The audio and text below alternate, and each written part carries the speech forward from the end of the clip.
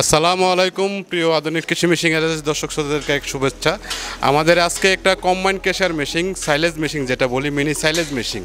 এই মেশিনটা আমরা ডেলিভারি দিচ্ছি হচ্ছে শেরপুর জেলাতে, বাংলাদেশের শেরপুর জেলা। একজন নতুন উদ্যোক্তা ভাই, উনি হচ্ছে নতুন সাইলেজের বিজনেস করবে, তো ওনাকে আমরা ফেভার করছি এই মেশিনটা কম বাজারের মধ্যে, কারণ এটা হচ্ছে মিনি সাইলেজ মেশিন। প্রতি ঘন্টায় 2 টন সাইলেজ করতে পারে।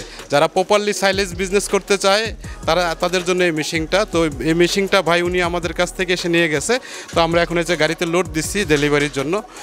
তো আপনারা দেখতেছেন আমাদের সাথে আমাদের ক্রেতা ভাই উনি আছে, ওনার সাথে কথা বলতেছি।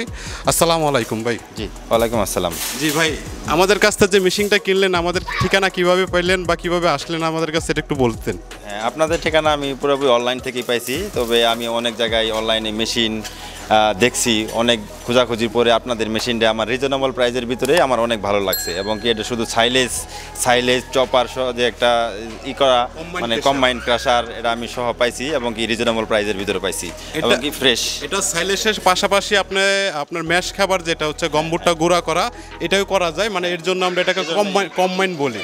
এটা এই জন্যই আমি আর মেশিনটা নিয়েছি যে খামারের জন্য এগুলো অন্য যাওয়া লাগবে না, এটা আমি নিজেরই করতে পারতেছি। জি জি, দর্শক শ্রোতারা আপনারা যেরকম দেখতেছেন এই মেশিনটা কিন্তু ফার্মের জন্য খুবই কার্যকরী মেশিন।